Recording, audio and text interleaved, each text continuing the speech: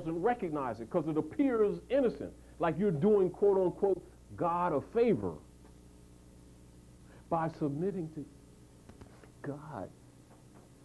That's the greatest sin that you can ever do. As a matter of fact, you want to get nature to start attacking you? You play that game and watch the Medea genes kick in. You understand? That's what fratricide is. Because nature does not seek to preserve anything that does not seek to preserve itself. And in the reasoning mind is your immune system and your sense of self-defense, which is why it is always taught to you in any true or validated religious doctrine, whosoever will, let him come. And whosoever will, let him not come. For it is by your own will that you decide, which means you are makers of your own destiny. And you have that responsibility because it was given to you. And you are God's, made in the image and likeness of she who created you, the one who made you. And you were given those attributes of free will. Now, you have the responsibility of using it responsibly. And if you use it irresponsible, it don't make you do anything. But understand that there's cause and effect in the law of nature and compensation. And in nature, the law of compensation will see that you are compensated one way or the other. Now, does that sound like force? Or does that sound like free will? And constitutions and covenants are based right on those principles. Even your covenant with the Creator. Islam. How come the system makes sense moving? Who's been ruling? If one seeks to conquer civilization, what would one do? Start burning books.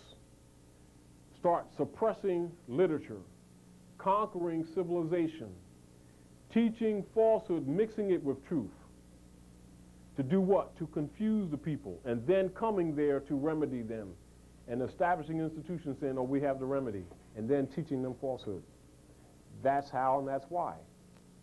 This is why Yeshua said, in this time when it come to bring remedy, that he would overthrow and overthrow and overthrow.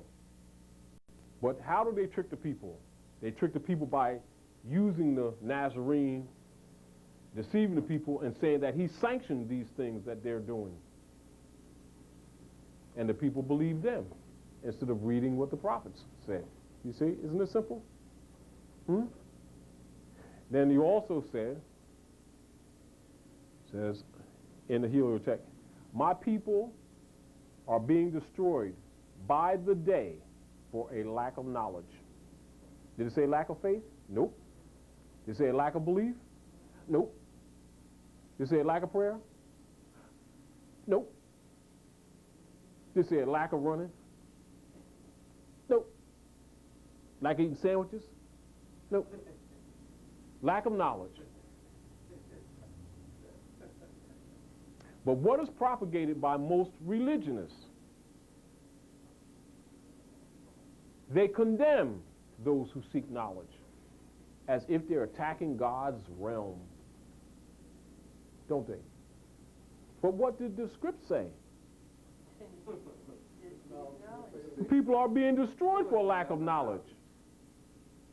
Also, relative to those who would challenge a study of these things, when they talk to the Nazarene, they talk to the God principle, and they say, well, how are we supposed to recognize God? How are we supposed to, how do we know what's up?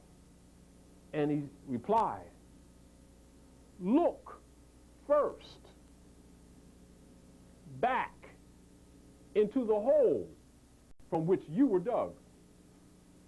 Which means if you don't know your own history, don't sit there talking about no gods. That's in the book. A fraud of a fraud. It's a fraud of a fraud. Now, it's called fiat currency. Right. Now, let's look at this. I guess the question on that same subject, I just wanted to get Let's expand on that a little bit. Yeah. On this, could you ever see Drew Ali in that type of predicament that you see other Moors in that particular article? No, because he wouldn't have done that.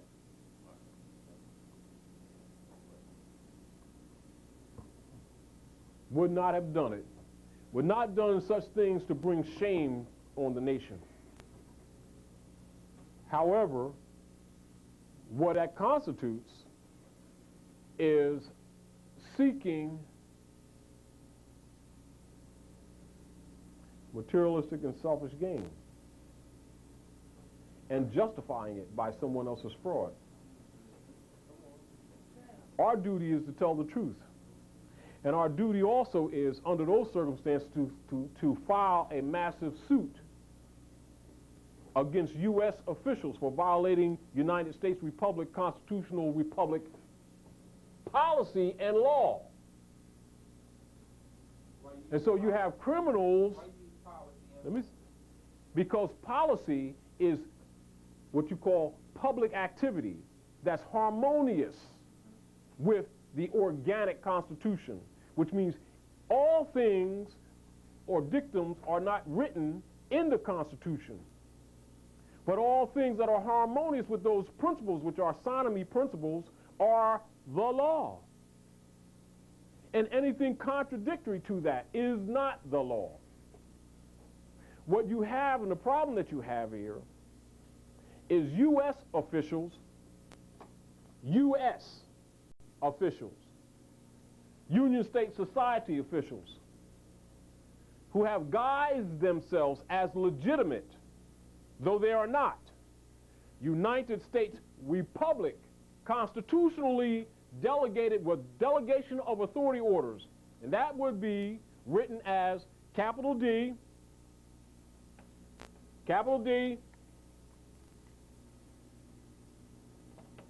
delegation of authority orders. Any true public official constitutionally delegated responsibilities of issuing any arguments of controversy relative to jurisdictions, courts, tribunals, etc. in the United States Republic would have a certified certificate called a DOAO, and upon command is obligated to present it. The people are not familiar with it because they have not been told that, because they don't know government.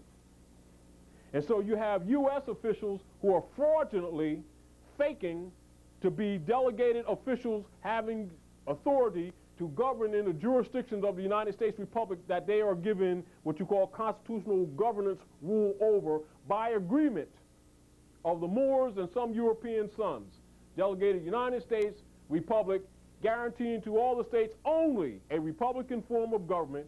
You have subversives who have been here, who have taken over, who have robbed, killed, stolen the seats, bought the seats, torn up votes, and have been misusing unconscious Moors' 3/5 votes under Smith, Jones, and Johnson that they have been voting under the Voting Rights Act 14th and 15th Amendments, which are frauds, which were not properly passed and are never part of that Constitution, which why they must be revisited every 25 years by whatever president is presiding and voted on by the citizens whose names they bear.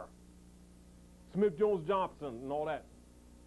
Asiatics with European names, which makes them automatically, lawfully, and legally wards of the states, and being the agreements of the states being corporate bodies themselves, have the obligations to take care of the stock affairs of the quote-unquote citizens of their jurisdiction.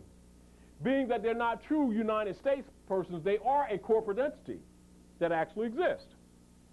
And so since you got these Asiatics or proper people of the United States faking themselves, being somebody that they're not, transacting business in somebody else's name, and they've been doing it for quite a few generations while they know better.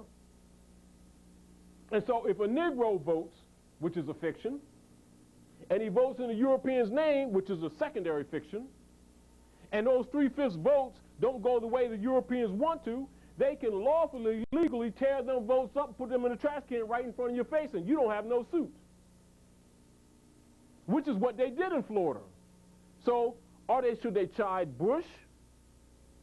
Or should they chide these Asiatics who are faking to being somebody they're not? See, we need to look at this thing honestly. Did he steal those votes? Or did he claim what was his? Huh?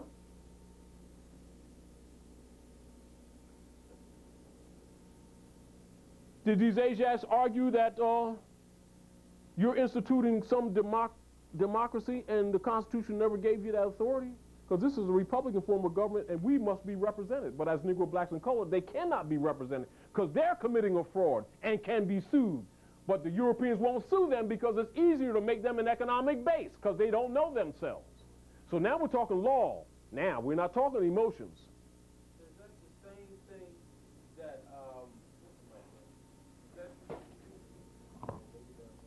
that, is that the same scenario in which you're talking about, like when Trent Lott made the comment that if Thurman got elected in 48, that they wouldn't have had all of the problems that they have now, and he was referring to the Negro problem. It's exactly correct. Now, if you will respond to this, in 1948, if Thurman was elected, then it would have been overt in terms of the segregationist platform, and the Negro codes and laws that would have been embedded on these people would have been worse. But they knew that would cause civil unrest and probably a revolution. So they made it covert. This is why during the same time in the 40, I think it's 46 and 48, that you dealt with the issue with Bilbo and the rest of them talking about taking some of these Asiatics and shipping them.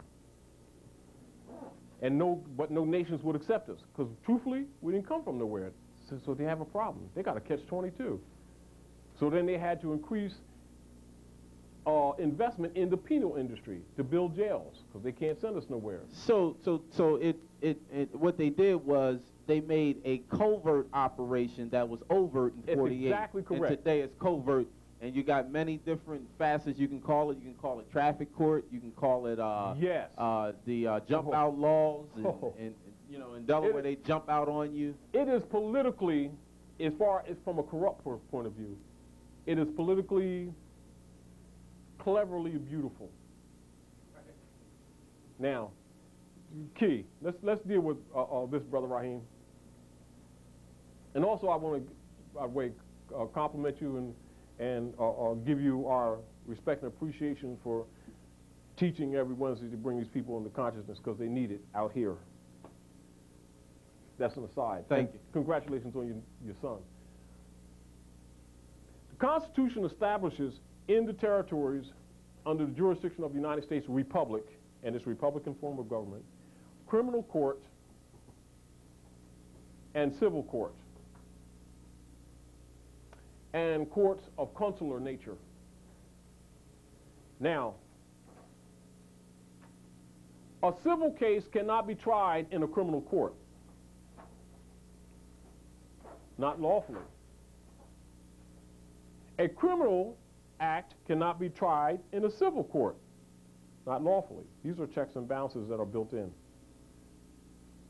Where did traffic court come from? Find it in the Constitution. Doesn't exist. How do they justify it? They list it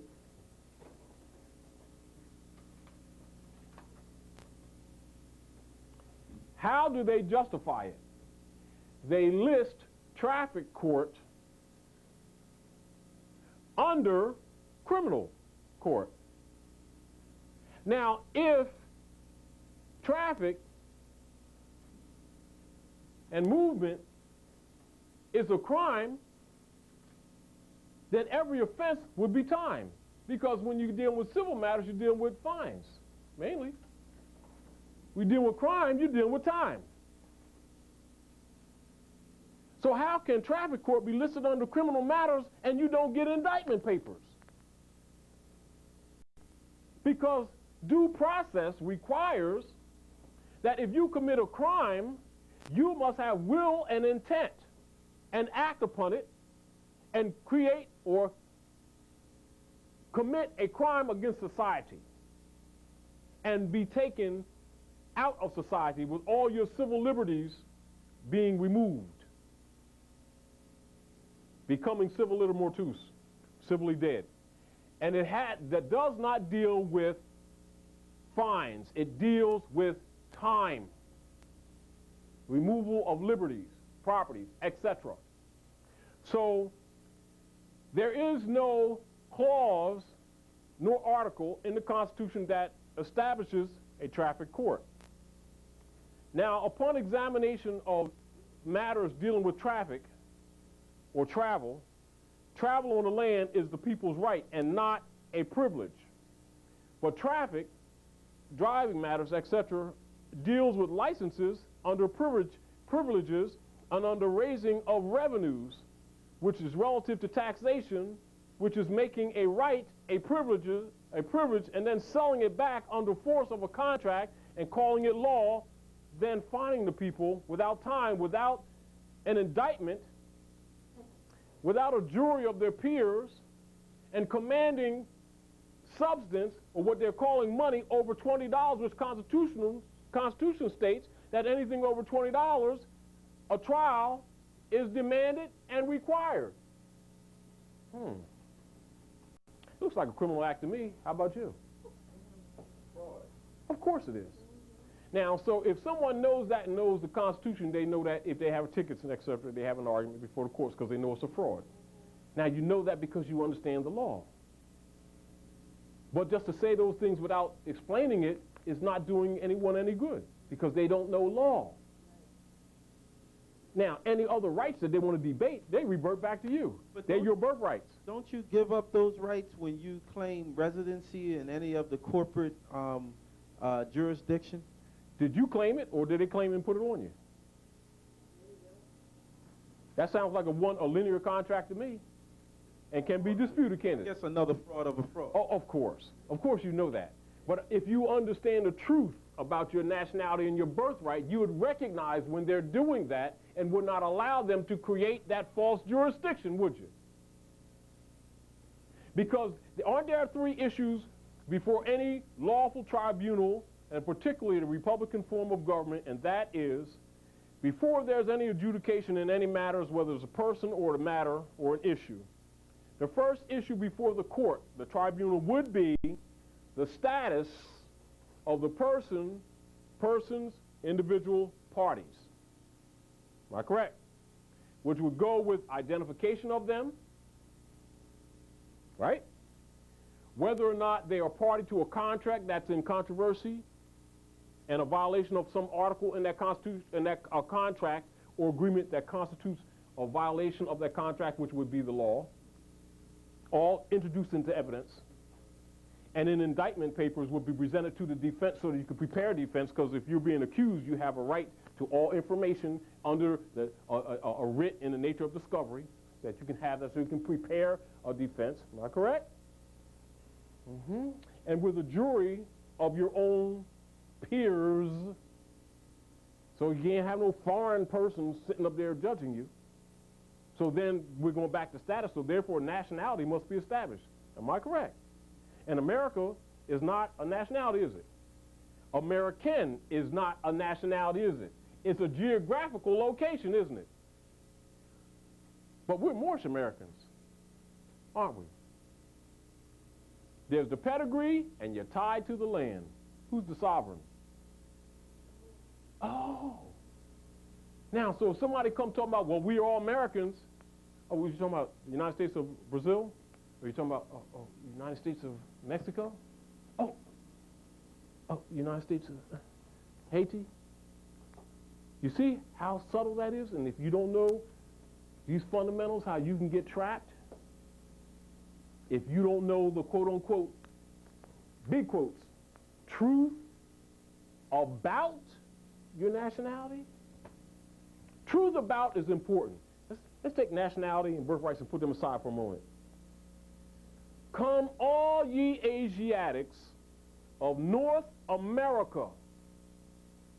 Break this down and hear the truth about your nationality and your birthrights. You are not Negro, black, colored, Ethiopian. Learn of your ancient mothers and fathers' ancient divine creed. Come and link yourselves back with the families of nations. That's a political statement. I don't know whoever made that into anything else.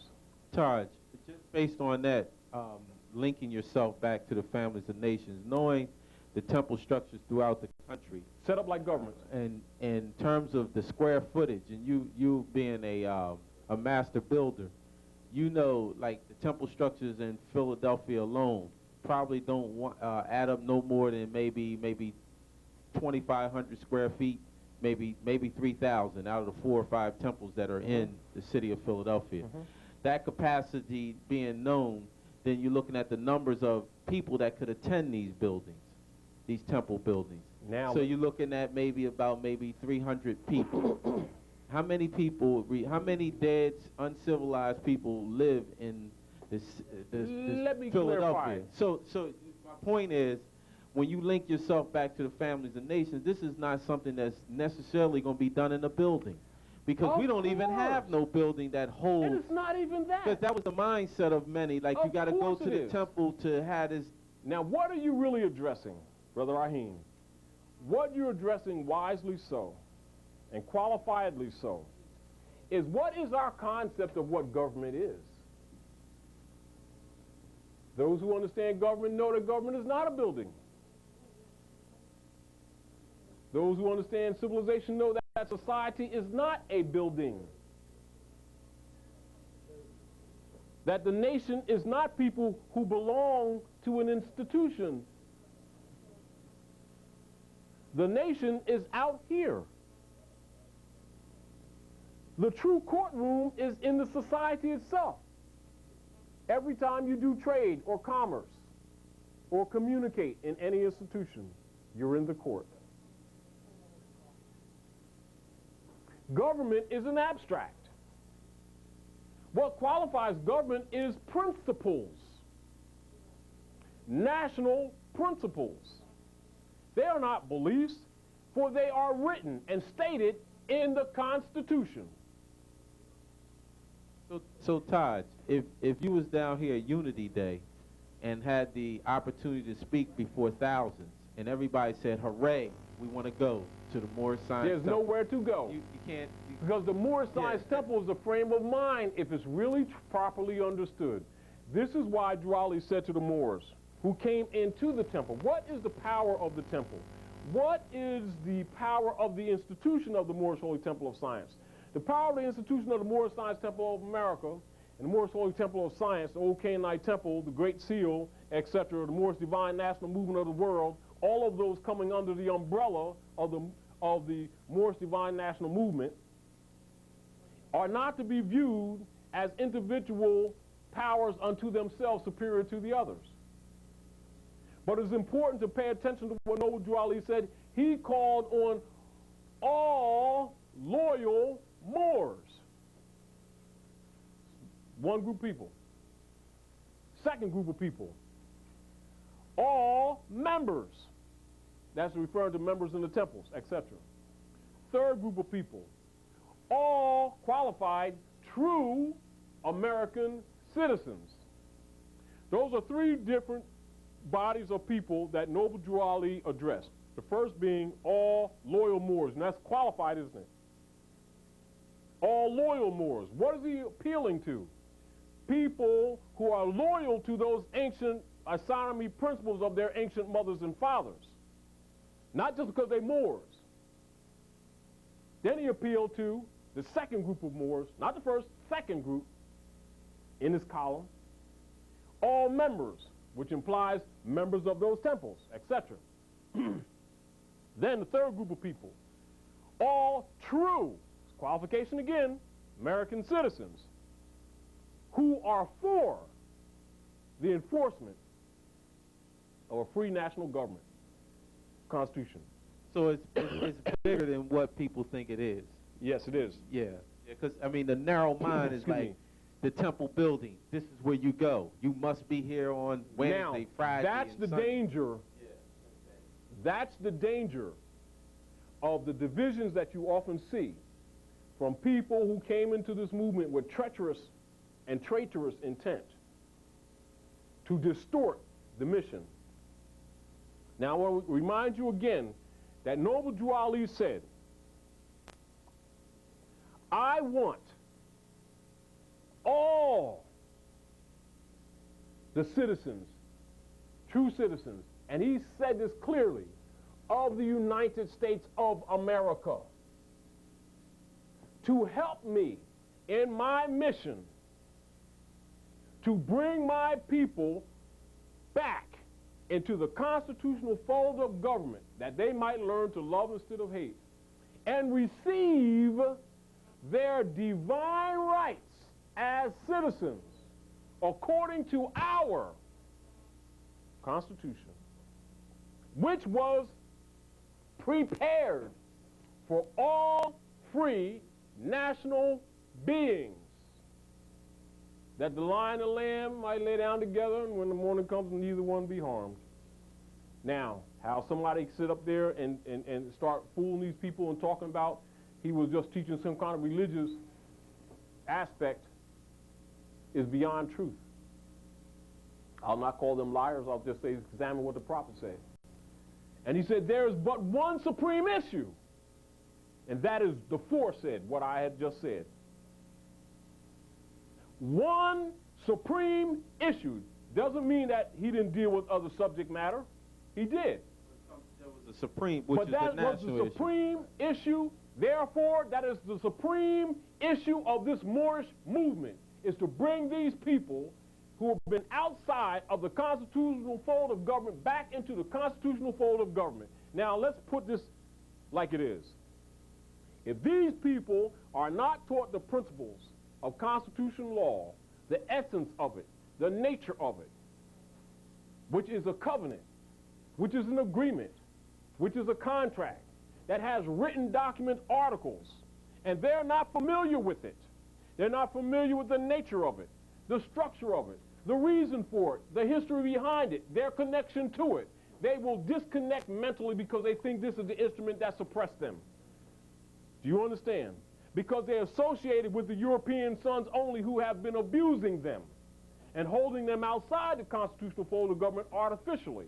But they didn't know that part of the tools that was used by them themselves accepting Negro, black, colored, Smith, Jones, and Johnson, which took them outside of the constitutional fold of government, which caused them to be trying to force their uncivilized position on a civilized world. And as a result, their deeds brought Jim Crowism. The consequence.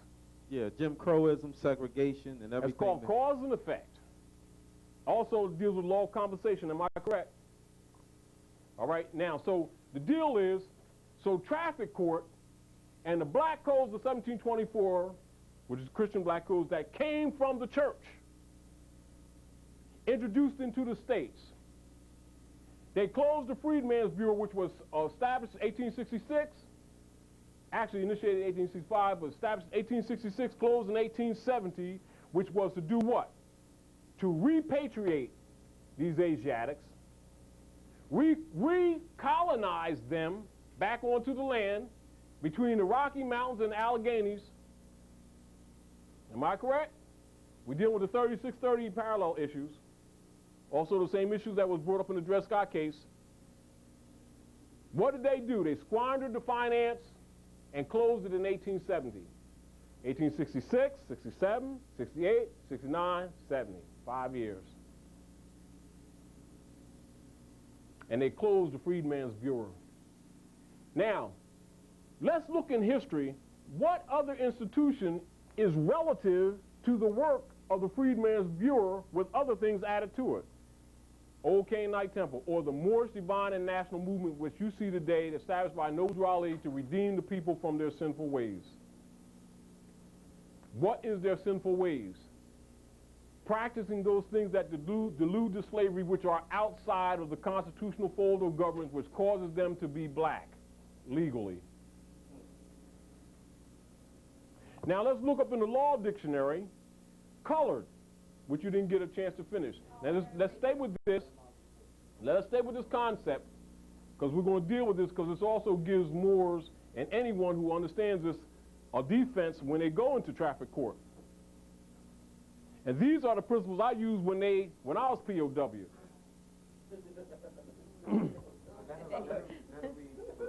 Now read colored. Okay, I'm going to read colored out of the unabridged dictionary first. Yes. Right? And it says, having a color, dyed, tinged, painted, or stained. Having a specious or plausible appearance as a colored statement, having dark or black color of the skin, belonging wholly or in part to the African race. Having the color of the Negro, black or mulatto as a colored citizen, colored children, having a distinguishing hue as a colored ribbon. Embodying having any color except green as colored foliage. Where? Yeah, I'm reading it right here, though. Etymology. The brackets. Always go to brackets. Oh, I looked at that color. Color here. I'm sorry. Okay, Latin. No, that's not what it says. There's no brackets on this one right here. There's no brackets on that color. Colored. Or color. I bet you found it too, but I don't see it. Here's color. And color. And okay. Okay. Excuse me. Old Latin, elos, color, original sense, a covering from celar, to cover, to hide. Okay. Now, now back to the point, what you were saying earlier, sister, about hiding. You're not colored people, because what are you doing? You're praying to sanction the hiding of your own history and culture. So you understand when Jure is saying these things, he's talking spiritually, not just civically. And you must study to recognize that he's going beyond the gates. And if you don't study, you won't recognize it. Now, also read color from law book. Okay, color from the law book is an appearance, semblance, or simulacrum as distinguished from that which is real. Oh, so colored people are not real, are they? They're artificial. So can you, having a charge in jurisdiction of jurisprudence, or that science which treats positive law, bring someone into a court established by free national beings and adjudicate an issue with an artificial person, which is technically a corporation itself, which is an it and not a being? And if they agree that that is what they are outside of law and come under color of law and color of authority agreeably, which makes it legal, which makes it lawful. Color of law, the appearance or semblance. Now back to the issue of establishing status when you come into a courtroom, why it's important. Because if you allow them to take jurisdiction in an assumption that you are colored and you don't challenge it, or that you're black having no rights and you don't challenge it, then that court assumes jurisdiction, bypasses both the issue of status, which is the first issue that they're obligated to establish, meaning identify the parties, am I correct? Right. Who they are, identify and present their certified authority to deal with, quote unquote, the law, issues of jurisdiction. You know what the Supreme Court says about if a challenge of, if the jurisdiction of a court is challenged, they must produce in written form their authority or jurisdiction, which constitutes the delegation of authority order, right? Then they would bypass jurisdiction / venue, which means they would put you in a fraudulent jurisdiction, a corporate jurisdiction, not dealing with natural persons, but dealing with corporate entities, which means a corporation cannot speak for itself, can it? However, this being who claims to be someone who's not is claimed to be Whoopi, Goldberg, Smith, Jones, Johnson, Osbaldor, Frederick, or somebody. And therefore, there is some, that pedigree can be traced. Therefore, there are some people who have vested in the states their earthly goods and their rights to possession, including their pedigree name. And so if somebody's transacting business in their name, they have a right to anything that person bought. So the issue is you don't go past status, technically. Exactly. But if you don't identify yourself, if you don't declare your nationality, that is waived automatically. It's called assumed jurisdiction or waiver. Because But you didn't object, and they called you Negro, Black, or Colored, Smith, Jones, or Johnson. You didn't object. It's waived. And so they go right on to jurisdiction and venue. so Now, the only way you can go past status is that everybody at the table are Moorish national. no. The only way you go past status is if the plaintiff, if the defendant, plaintiff can do it too, but if the defendant, because usually the position of a defendant, does not object or does not present himself, herself in proper person. That's why it says before court, if one makes a plea even with an attorney or a lawyer, etc., jurisdiction is already assumed, as the person is automatically assumed to have given leave. That's the issue of impropria persona versus pro se. That's in your law book. Which is why Moors who really understand their rights don't hire a lawyer, because he's an officer of the court. Now let's look.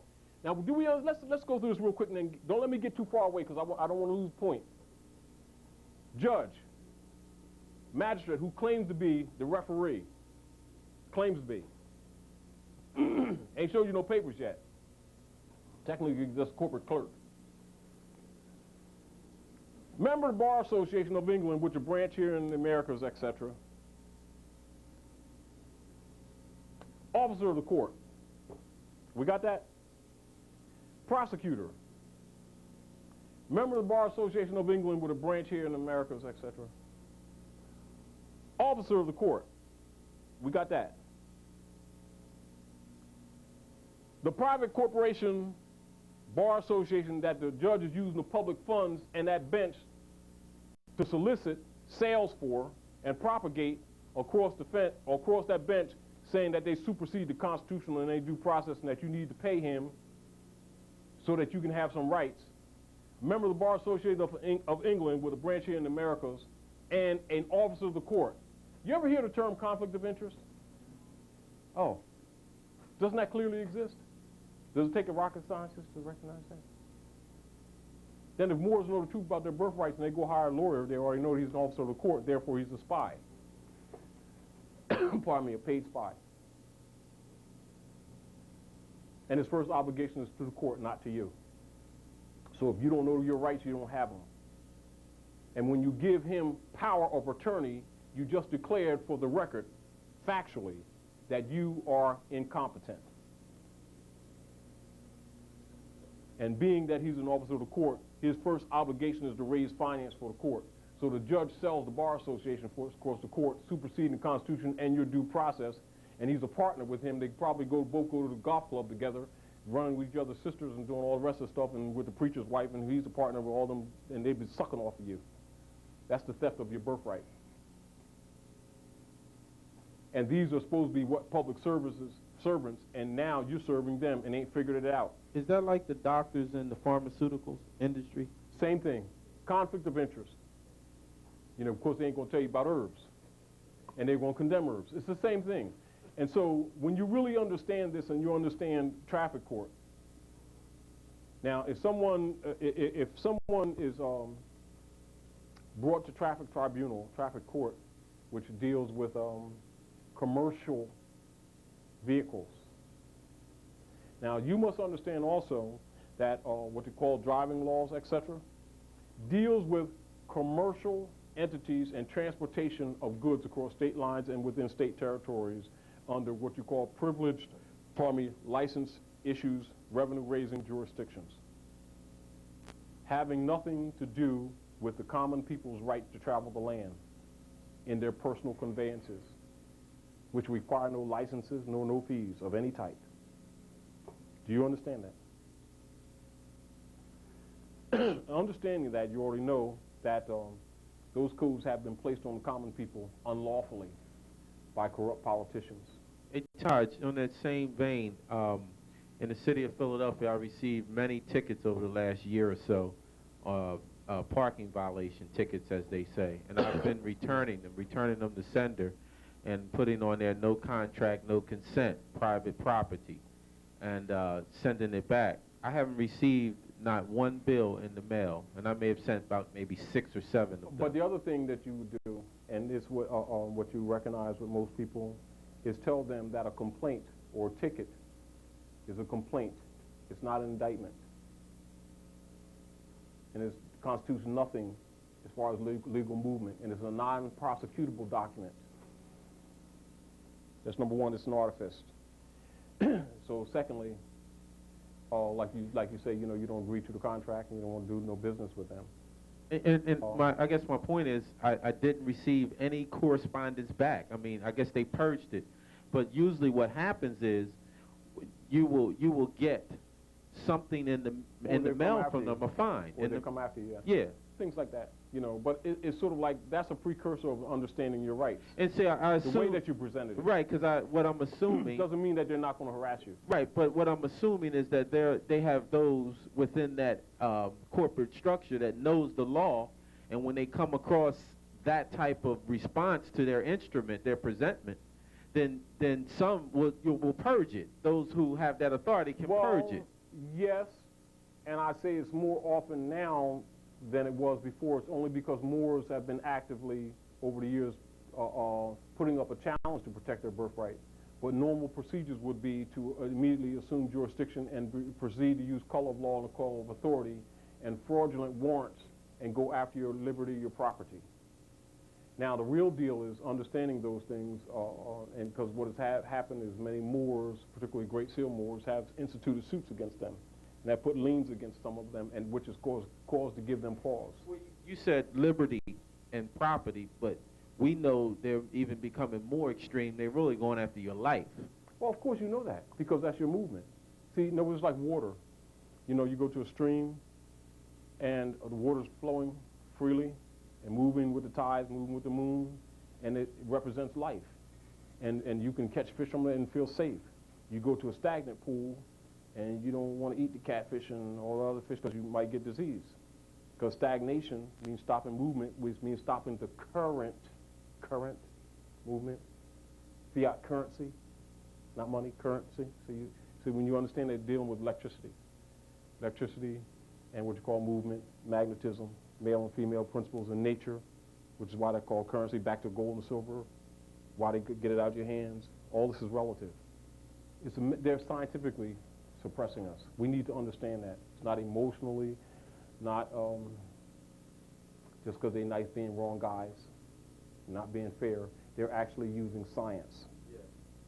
And so the deal is, with Moors need to learn the truth about their nationality and birthright and understand the scientific methods of psychic attacks that are actually being used against us so that we can reverse the polarity.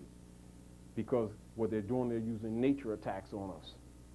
Are those, when you say science, I understand it was the 5 points of science, or the 5 senses that we taught them. Yes, but let's look at this. Let's look at this more in more detail. Me and Brother Abdullah was talking about this earlier this morning. You ever see him take the Moorish star? Let me see if someone erased for this.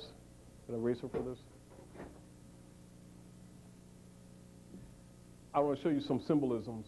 And so we're going to get out of spookyisms and go into some real symbolisms and understand what these things actually mean in society. Even a rag will do. Where?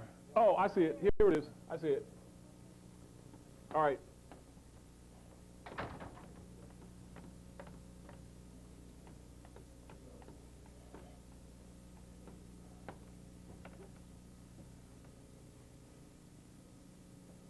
Now, you know how, like, you see the Moorish star, 5 points? You know what they represent, but you also know what reverse polarity is. All right, so you deal with it.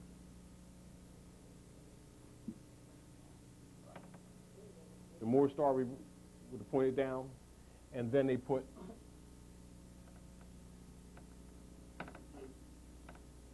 the head of a jackal on it. And then they call it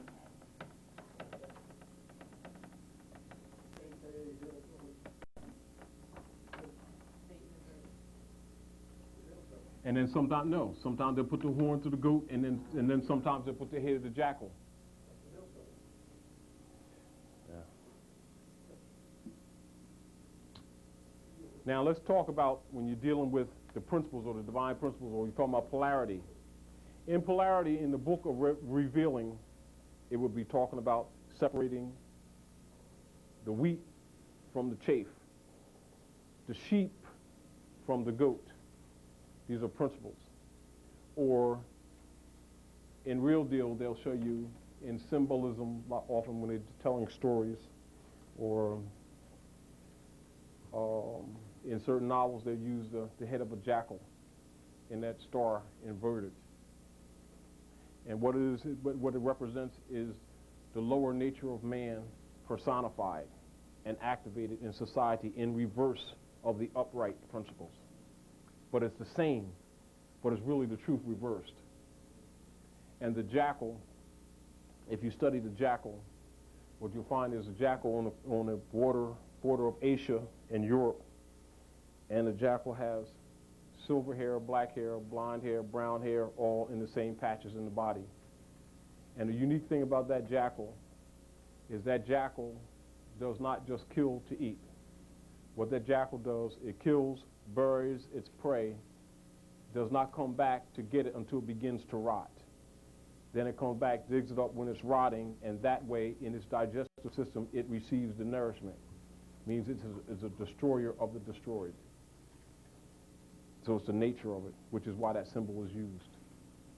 And so when you're talking about the Satan, you're actually talking about the lowest nature of man. So we're Lucifer's Satan, devil, dragon, and beast, and it's not some alien being. It really just symbols the animal nature, the lower animal nature of man himself. 2 legs and 2 arms, not some spook. And when you understand the use of that symbol, that's what it's really for.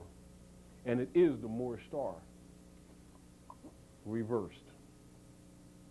And so it's actually also representative of all the 5 senses being used for the lower nature. That's why the point is down. Also, when you look at the Moorish flag displayed amongst Moorish Americans, or like when you see the prophets talking to the Moors, he'd have the flag with the star inverted just like this. Because we're in our lower nature, also because the nation at this time, though rising, is fallen. Or it's in distress. Up or down? When we're back. When we're back, it should go up. When we're back. Yes, it's just like nation in distress. No different when nation's in distress, or one of the prominent people veils or some tragic thing occurs, and you put the flag at half mast and put it upside down. Right. You know, so you must understand how those things in what you call national standards are used, so you don't get confused or read into things that are not there also, or not do things thinking that you're doing right when you really don't understand or not acknowledging the status. Because Moors are not taking their place among the affairs of men yet. We're trying to get them there, according to the instructions of the prophet. They're not there yet. We're doing today work that was supposed to be done 3 or 4 generations ago amongst the Moorish Americans, but the traitors intervened with their great sellout. And so they stagnated the movement by trying to own the institutions that the prophet had set up in order to own the prophet's literature, in order to stop his literature and information from getting out to the people, which is why even today you can go out to many people and even talking about all these so-called black leaders and they're familiar. You talk about Noble Drew Ali and everybody's brain gets smoked. Right. But that's Moors' fault. There's thousands of Moors here are conscious, but they followed the traitors' position of stopping the PR. This is the reason why when you start doing the research on the FBI papers and you start seeing all the context that the FBI, CIA men had with Moorish leaders within the movement when the great sellout was taking place. That's why you see a lot of Moors won't expose them papers to the Moors to let them know that some of the people that was dirty Moors are still around. So what's the purpose of the vanguard? That Drew Ali talked about? Talk about the vanguard is people, be honest with you, like yourself. that have the guts and the courage to come out here and go get the people in spite of the opposition from within and without, and start guiding the people aright. That's the vanguard. That's exactly who the vanguard is, and no one else. And the vanguard are few. Why? Because most people won't acknowledge the opposition that's within the movement, because they want to say that everybody got turban and fez on is for this movement. Well, they're not. Never have been. Many of them are in this movement to stagnate the movement, and that's their mission. That's why they were inserted. Some come on their own, and some are paid off agents, which is why the public don't know about this movement, why the public have thought to the day as a general rule that this is a religious movement and not a national civic movement. Well, Jure, in order to try to save this movement because of the internal corruption, you go into his literature, and they'll tell you, during the time when the Moorish Holy Temple of Science adopted as its corporate name, that's qualification, go check the records.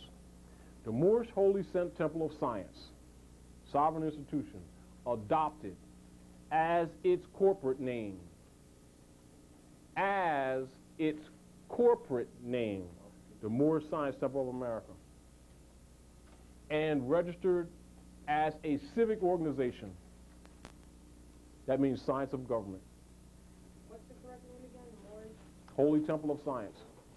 Adopted as his corporate name, and I think he had about 11 months to live after that. There was the Moorish Science Temple only existed about 11 months during the span of Noble Drew life. Prior to that, it was the Moorish Holy Temple of Science, and all the rules and usages, culture, everything was established under the Moorish Holy Temple of Science.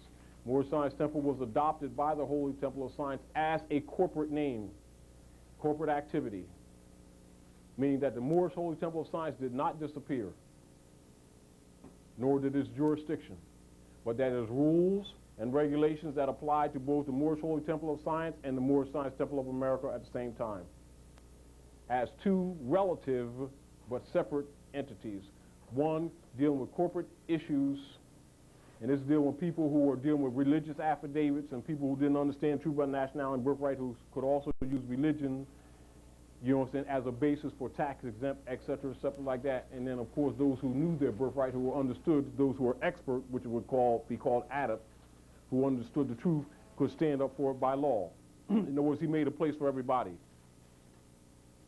However, people looking at this movement by not studying are unaware of that, and just look at this movement as being the Moorish Science Temple only, don't recognize the Moorish Divine National Movement, don't recognize the Moorish Holy Temple of Science, don't recognize the Old Canaanite Temple or the Great Seal, not knowing that they're all part of the same movement.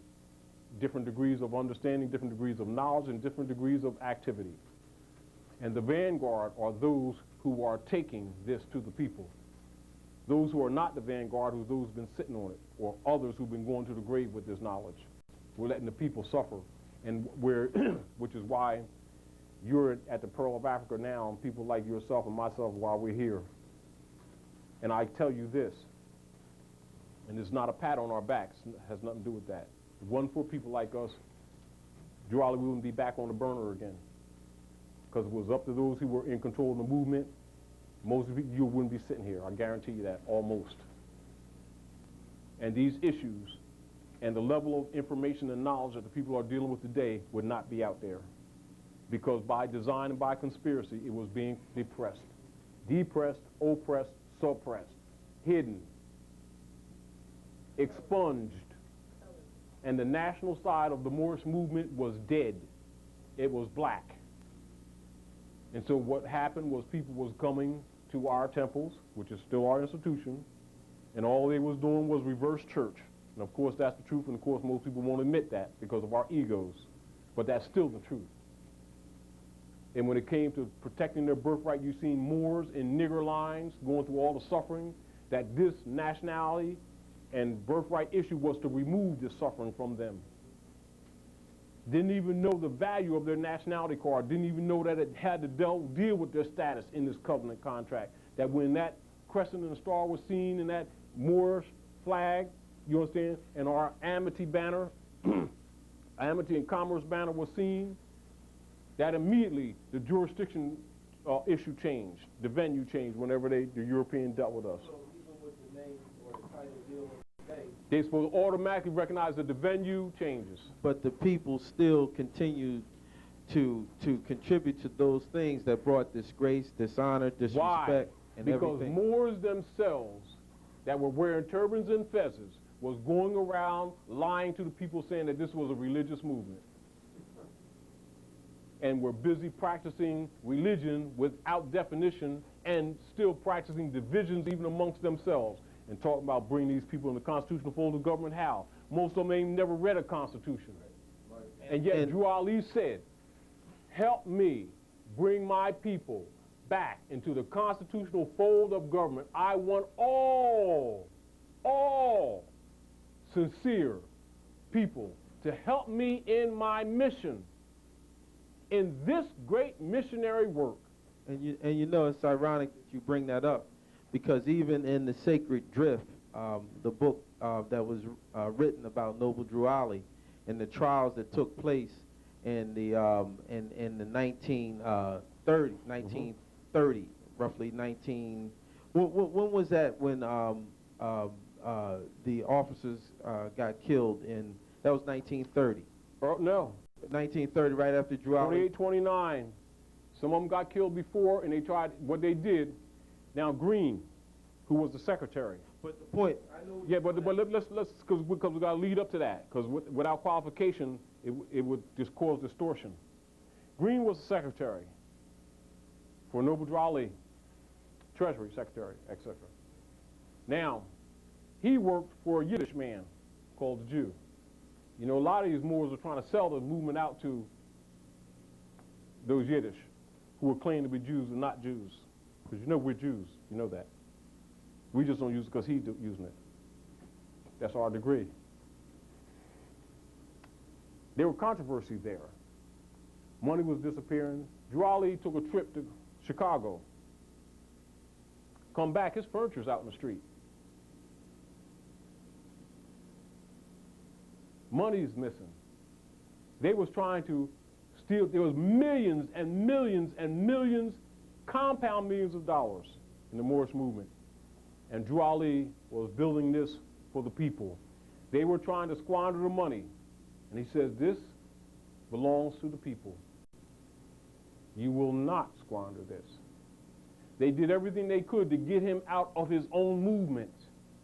Not some foreigners, people with turbans and fezzes in this movement. Jure Ali wrote a letter from prison, and he addressed it to the few, I'm qualifying this, few, you know what few means? Few faithful Moors. Few faithful Moors. Few faithful Moors to help him. And warned the Moors of the traitors within this movement that were trying to take over the movement and displace him. Because of his fame and nobility. Yes, but you got to understand. See, because the world recognized him. Because he was the first true, legitimate representative of the Moorish nation in a couple hundred years to stand up to represent these people in their proper person, which is why he was recognized by the Queen of England, etc. And they didn't give him that noble title, as some people say. That noble title was acknowledged that he is who he say he is, give him what he wants.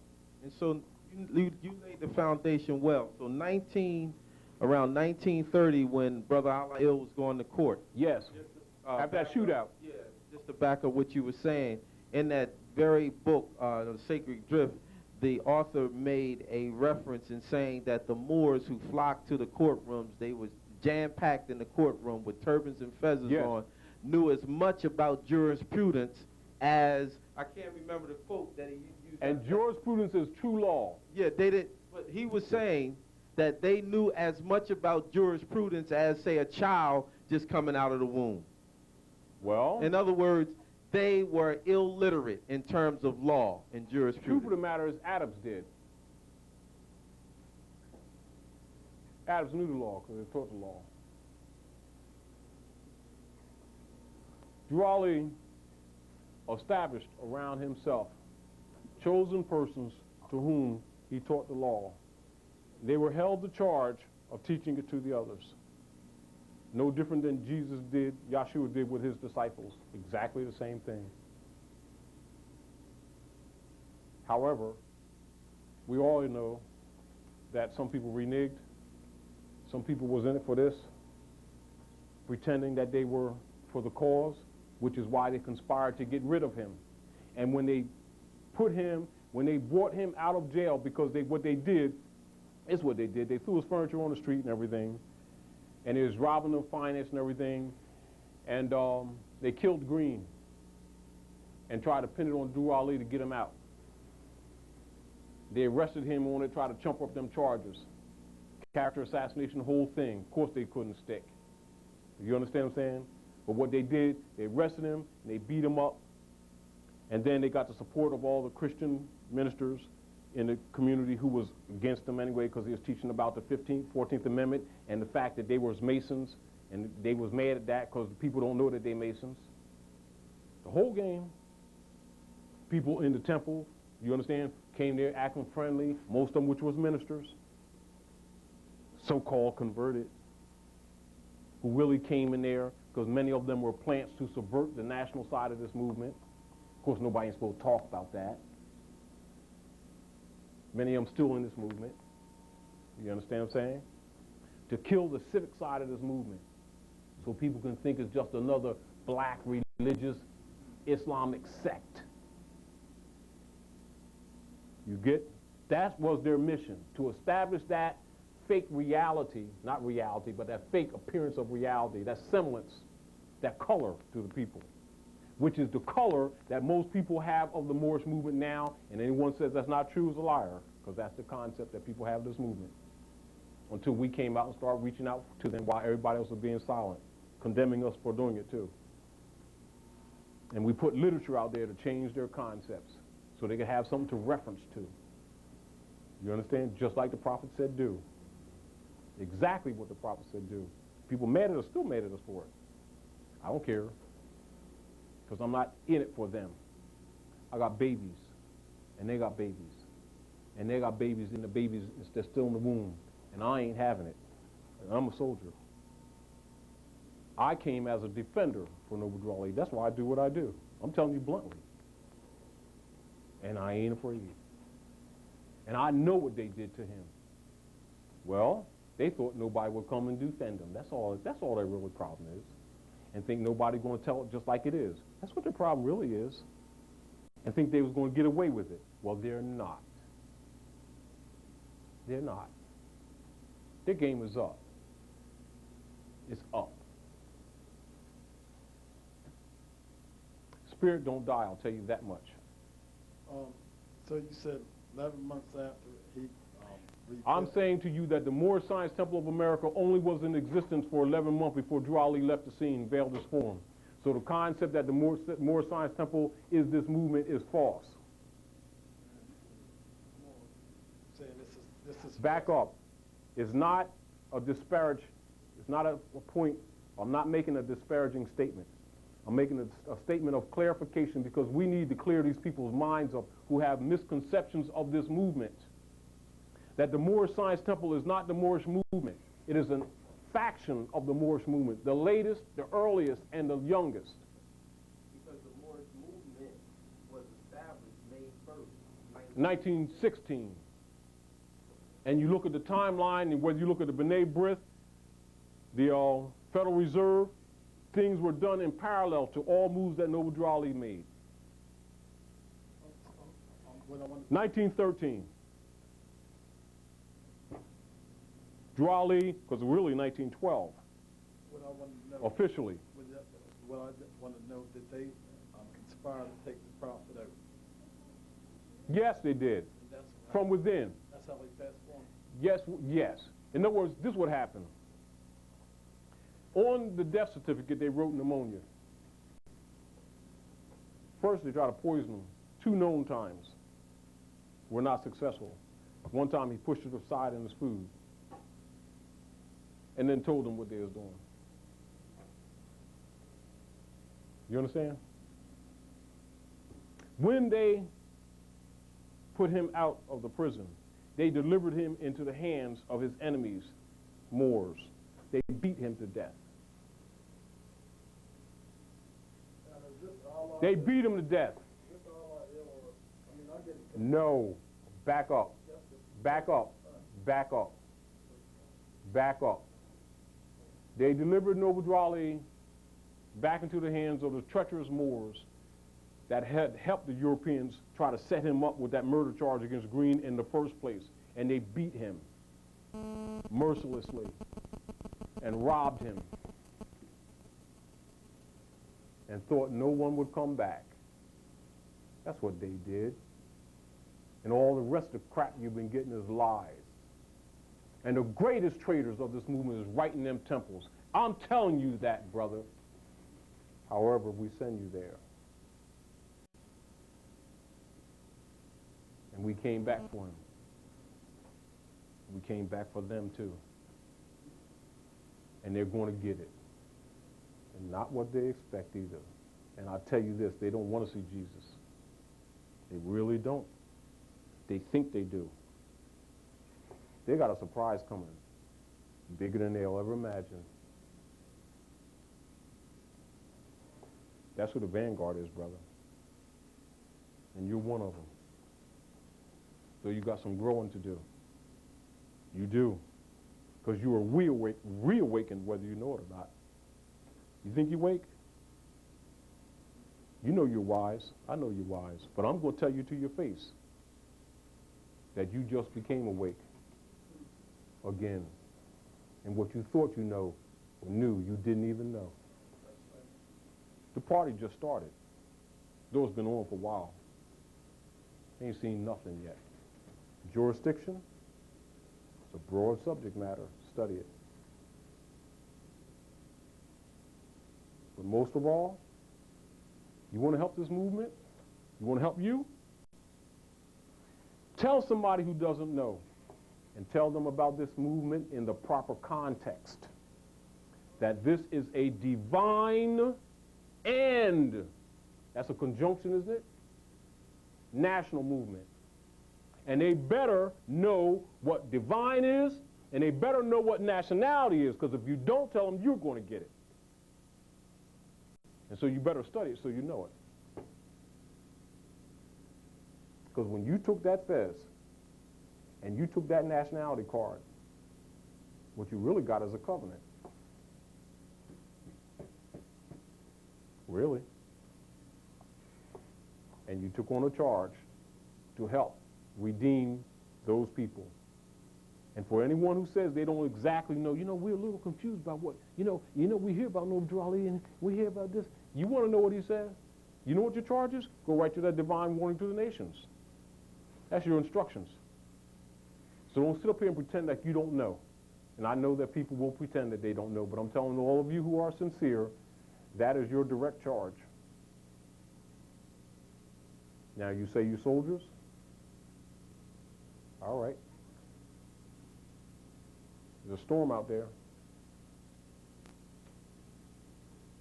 Arm yourselves. This information was to empower you to redeem your people, to buy them back. Because they've been pawned off. And just like the Europeans said, buy your own. He don't hesitate to tell you that. So while he's guilty of violating you, we are guilty of participating in that violation. And we must take responsibility for it.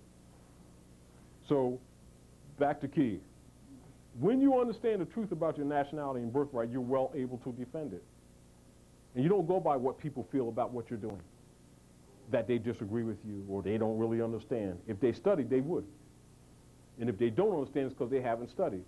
But you cannot afford to let your children and your offspring grow up with the wrong concepts just because it's unpopular to tell the truth like it is. There's some dirty Moors in this movement. Dirty Moors in this movement. And the way to counter them is not to argue with them. The way to counter them is not go arguing with the scribes and the Pharisees. The way to counter them is take it to the common man. And guess what it's called? The common law. And the common law is more ancient than ancient Britain. The common law implies constitution principles. I understand what you're saying and stuff, and I'm looking at it real strategically. And I care for the common man, but how do you get him nationalized? Do you send him to the thieves? You know what you send him to them for, truthfully? So they'll know where the battle is. Jure said, when I come back, first place I'm going to clean up is them temples. What do you think he's saying to you? Let's be real. Let's be real. Noble Jure said, and he emphasized it particularly in the last years, when I come back, the first place I'm going to clean up is them temples. Now you consider what that's saying. That says, to me, it says that when he comes back in the form of the new people, he's going to expose his traitors. That's what he's going to do. And how do you expose the traitors? By teaching the people to be themselves, which is what the traitors were supposed to do the first time. How do you teach them to be themselves? Teach them the principles that have found government. So you teach them the ancient principles of their ancient mothers and fathers who are the founders of civilization, knowing and recognizing that the founding fathers precede those people who you've been told. And that is the founding fathers actually taught those people who you've been calling the founding fathers, which is why those so-called founding fathers got a fez, which is why they belong to the lodge, which is why there's ministers plenipotentiaries in the treaty with the Moors prior to them being presidents. Why that information is hidden and blocked out. Well, the founding fathers are those ancient Moabites, and them spirits have come again in your own children. Now, so when they thought they got rid of everybody, they ain't get rid of nobody. They just slowed stuff down a little bit. Because man don't die. They slowed stuff down a little bit. But the work will prove itself out. And I challenge anyone to challenge it.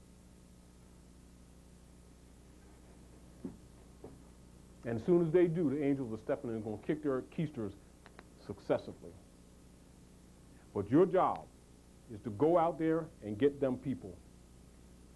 You want to help yourself? Go teach them. Isn't that the same thing that those who taught the Nazarene, Elihu and Matheno, taught John and Jesus, and Mary and Elizabeth taught John and Jesus, and told them, go teach the world? This is why those Tibetan lessons were introduced, reintroduced to you. That's really what the Circle 7 is. Corbett, all of them. But particularly what has been known in the secret societies as the Aquarian Gospel and the Light Path, which is the Circle 7, chosen chapters, which is really ancient Moabite lessons taken up into the mountains of Tibet to stop the Christians from burning them, and retrieved in the 1800s by a European who was disguised who disguised himself under a satanic cult to really go get the lessons and brought them back out and then used a pen named Levi.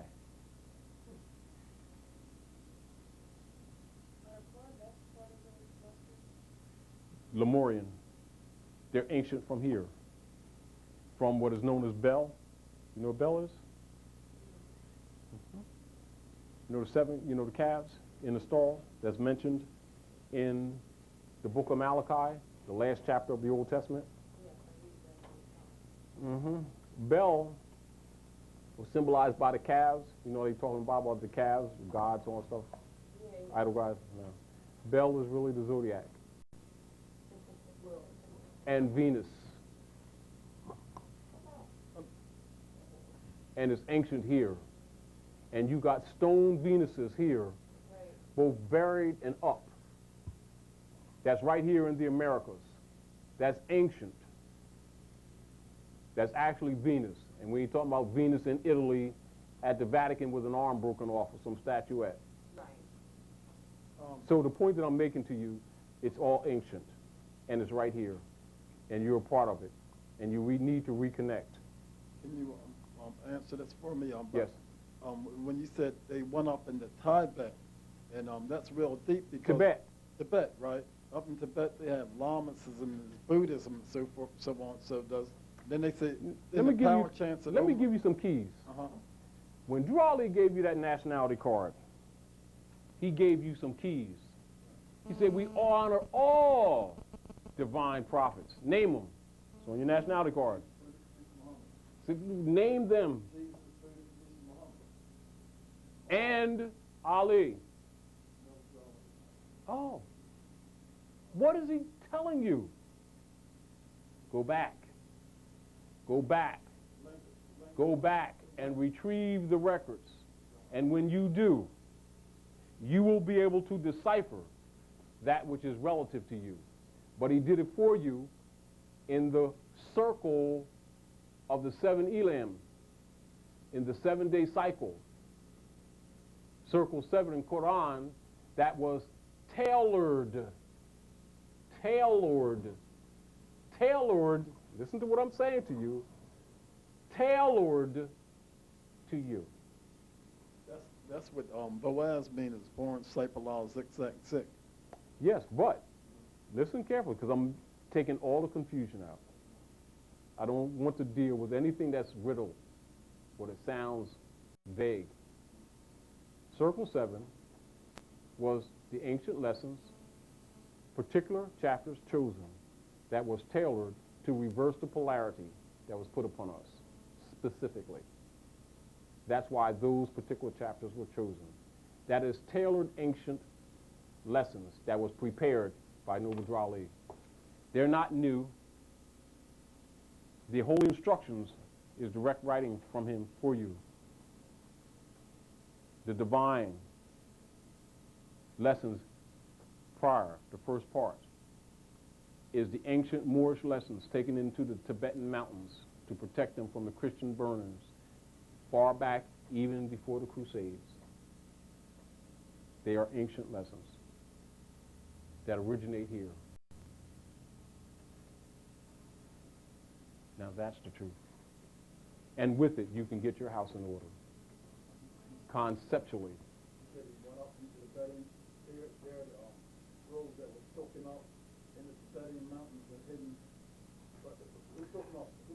What has been known in the secret societies, Skull and Bones, Ku Klux Klan, the Vatican, Knights of Columbus, Masonic orders, Eastern Star, etc., would be given to them as the Aquarian Gospel of Jesus.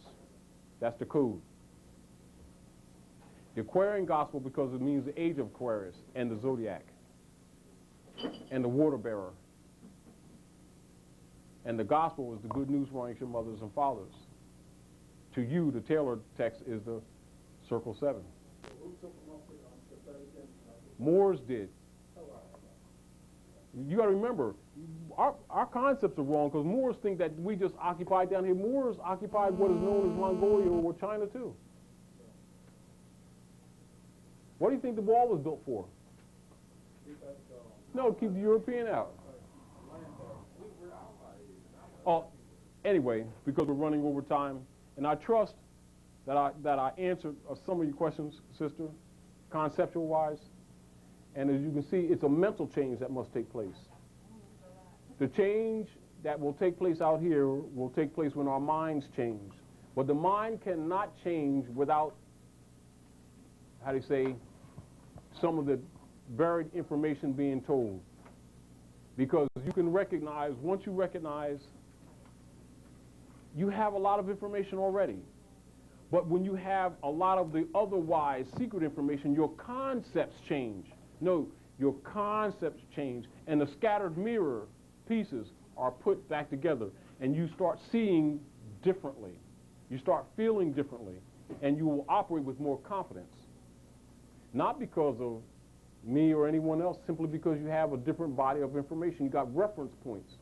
It brings back some linear character to both the history and the political connection. Understandably, not by nuance or saying, oh, you know, if I believe this, I don't tell you to accept any of it. As a matter of fact, I tell you to challenge it.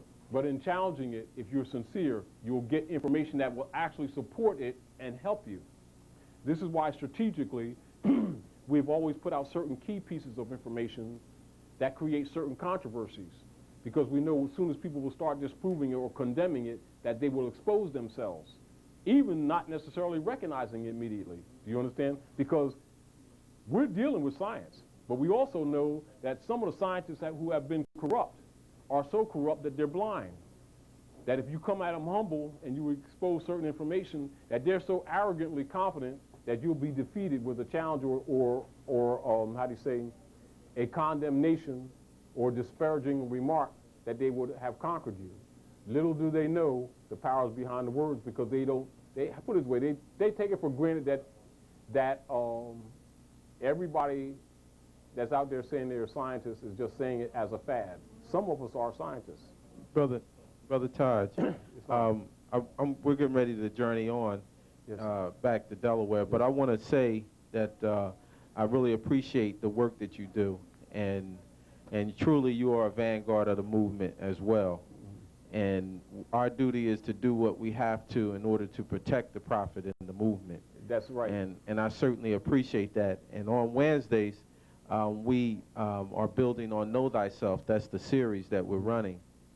Prior to getting into the science of self, we deal with status, because we know that that's the foundation. If you don't have that, everything else, it's like the prophet said, if you can't convince them, like if you won't tell them, you can't convince them that they're not Negro, black, and color. But you better qualify what each one of them is now. Right. Then you need not tell them anything else. Exactly. And Sister Grace has been there, and we've always we dealt with the status issue, and we were able to explain, you know, in a brief sense, and then we went right into Know Thyself. But what I like to do, if you're in the Philadelphia area, we usually take about 10 to 15 minutes to deal with status. But if you could come through and deal with Wednesday. status. I will do that. I'll make a point. I'll get early. Excuse me, I'll be a little bit crusty because I'll be working, but I'm trying to come as clean as I can. Yeah, and I asked if you can come and speak. Yes, I will. For about a half hour on status. Yes, I will. That's very important. Yeah, we're going to also have Sister Raz Mariah, and she's going to be building this Wednesday on astrology. Love it, love it, love it. And I'll get my piece in there. And dealing on learning to stop serving carnal customs and merely ideas of man. You know what the beauty is? Yes. Look at the cover of the questionnaire. And the prophet is like this. And he has a sister in his arms. Then he has the cares of the world in the background. Then he has humanity written on her womb. And he got 9 drops of water dripping off her form. And she is unconscious. And what he is saying, she carried me first. Now I carry her, but for different purposes. She carried him to bring life, but life has been distorted because she's been distorted in the cares of the world. Now he must carry her to the level of consciousness, that she must take her place again on a solid rock foundation, that he might take his place again. Because the key to salvation of humanity is still in that womb. And if you don't understand that, you don't understand this movement. And that you is plural. Right. Therefore, to continue to perpetrate the fiction of the masculine God, crack, without understanding that Allah is a feminine word. And you can't know unless you don't study. Do you understand? And then you study the nature or the creative forces, that zodiac, the feminine and the masculine principles that it identifies, that's in nature, yet all manifests that come here, all gates are feminine. And once you understand that, then you start operating with that energy and understanding sex, the mental, not just the physical, and understanding that when she cycles by that moon, that crescent, or that star in that crescent, is simply the seed attaching to the uterus. And that creative force is the Christ-like principle. You understand? And when properly used with a pure mind, then you generate. When she cycles, comes on her cycle by that moon, 28 days, 2 hours, 52 minutes, etc. According to the movement of the cycle of that moon around Earth 13 times a year. That at that time, when she's in her right mind, and if she's in her right mind, to create, or the creative forces are positive, and the beings are not just the physical beings, but it is the state of mind that also causes the negative. And so by religionists and us not challenging them, keeping the women dumb, which is why they attack them and have them supporting all these institutions that have never done us any good, that's why these institutions got the power that they have. Back to the point, you know, when we adopted the European values of suppression of the woman, that mentality, you know, same thing they did in Islam, them behind that type of crap, we're actually fighting nature. And we're suppressing ourselves. That's part of the psychic attack. So when you know the difference, you know that we're going through transitory forms right now. So we're going to have problems in relationships, but you must know what they are and not let them depress you. But no, work with them and help to uplift them. Do you understand what I'm saying? And aid them to do their work and get them to aid you in doing work. But if you get caught up in just the carnal desires, the spiral will be downward. And when you understand what he's really saying on that cover of that book, it's a spiritual statement.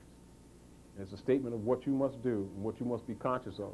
Because that same power or that same magnetism that woman has, if she's in her negative state, like a black widow spider, she'll destroy you. Now, so don't get mad. I'm just saying, I'm talking about this men in general, so we can understand what we're dealing with right now. And so we know that one of the reasons why they attack the woman, when I say attack sometimes seems like support. You know, there's trickery. You understand? And so she makes all institutions work. And if you can't teach her and convince her to release or render unto Caesar what is Caesar, don't get angry. But if you mate with her, you're in trouble. But of course, she may not understand if she doesn't understand, if she's just looking at this from a carnal and a relationship point of view. Do you understand? So it is important for everybody to know what's really going on. Civically, spiritually, politically, and economically. And if you miss any of those keys in telling the truth, their concepts will be wrong and we will be divided amongst ourselves. You understand? So the point of it is, yes, we're going to have to tell the truth on all those fronts to bring that unity back with us. Islam. I want to say thanks for coming, you know, breathing the holy breath on me, broadened my horizon. I really enjoyed you, seeing you on this side and now a lot of them Negro, black, colored, and you there and the lower side of now. That's and, right. Marcus Garvey, our forerunner of the prophet, wrote a book, a chapter in his book called Philosophy's Opinions of Marcus Garvey, called Crocodiles for Friends. So, yes. And to back up what you said, and I'm out, but what you said, Allah being feminine, and this is deep because we are infinite as the stars and Yes. times never was. But we Time must never understand that the universe is a womb. was. Right, The mind is a womb. right, And so those were things are made of thought. right, It's a womb. It gestates. right. It comes from a seed, and it grows from a seed, and an egg is a seed, is a zygote. And it develops from there, and then all the potentials that's in that seed go through stages and blossoms out. That's why it's often said, when man unfolds as God unfolds. Right. You know, and so you must understand the character that's in that seed, you understand, will manifest. And what it manifests to is what it is. Right. And so if you have a higher and lower self, the consciousness is to exercise whichever one you desire to be, because they're both there. Means those potentials. And so if one is made conscious of it, you know, and then you're given the disciplines or the science on how to look at it, how to look at yourself, how to examine yourself, how to know yourself, you can consciously act on that self to correct that self, or character building. Back to the issue of the compass and the square, or basically what Masonic order really means as far as a discipline is concerned, is to apply those philosophies. And woman has, if you look at male and female with stars, and woman that's all our arms, legs, arms, and head, 5 points. Man got 6 points for his genitals. Mm-hmm. That's your, what you call a shield of Solomon. Right. Shield of Solomon, or the double trine, or the double triangle, or the double pyramid put together, one up, one down, which some people who don't know better call the Jure star, right, or the Star of David. Right there. Mm-hmm. Yes. All right, and the womb is still that crescent, and it's still in there. And when you really understand it, then you're not caught up with all the arguments that you say, well, man, I got the 5-point star, not the 6-point star. Oh, I got the 6-point star. If they don't understand the science, they create divisions. If they understand the science, they understand they all belong to us. Right. And that's where they're gonna wind up back at. That's what the instruction must be. It is to tell the truth, to dispel the fiction of religious division. However, there must be religious controversy in order to fix this thing. But you need people who have studied to tell the truth and not be afraid of the controversy that it creates, which it will create. Because it makes the institutions uncomfortable, because when the truth is out, institutions will collapse, which is why people are afraid of this information, because they live on a lie. In other words, institutions are not the buildings, but are states of mind of the people. You can have glorious buildings. Once the state of mind that supports it changes, the building dies, because it has no purpose. It's like a shell. Because the principle in nature is that the spirit animates the shell. We build buildings to represent bodies for institutions of thoughts, which are abstracts, which is a duplication of our actual selves and our characters, that we have these shells or expressions of the body. When it has no more use, it falls away. And so this is why, like you see, a lot of grand buildings that people will say, why would they let that beautiful building sit there and rot and die, etc.? Oh, it's gorgeous, you know, why don't you try? It has no use, it has no purpose, it's dead.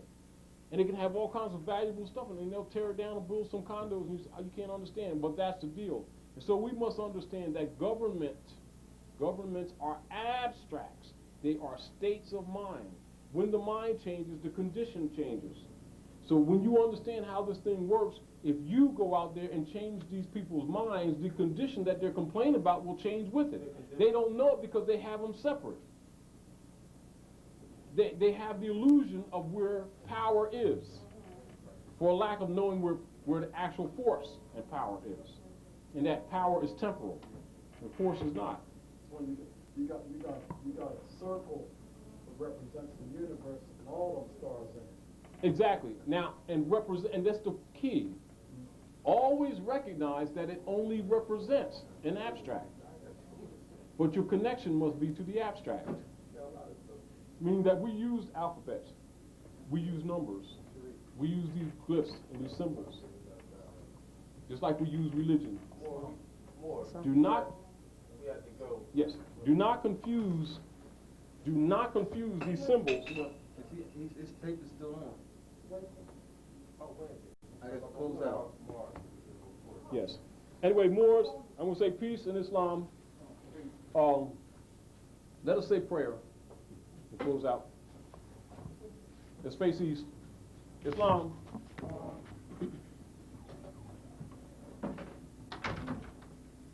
Allah, the Father of the universe. Allah, Father of the universe. Father of love. Father of love. Truth. Truth. Peace. Peace. Freedom. Freedom. And justice. And justice. Allah is my protector. Allah is my protector. My guide. My guide. And my salvation. My salvation. By night. By night. And by day. And by day. Through his holy prophet. Through his holy prophet. Through Ali. Ameen. Amen.